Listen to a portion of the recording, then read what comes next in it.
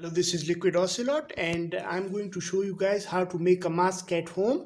A disclaimer, I am not using any glue gun at all because I am not a doctor and I think it's not good for health, but I don't know because I'm not a doctor. So what you can do is you can see a piece of cloth over here, and I have added a N95 filter on top of it, and some elastic at the end of it, and sewed this part and this part. So these three components, a piece of cloth and same size filter, as well as an elastic at the end of each side. So I hope, please let me know in the comments below what you guys think. I've already shown you the part where we use the machine to tailoring machine to sew this part, and use a needle to sew this part.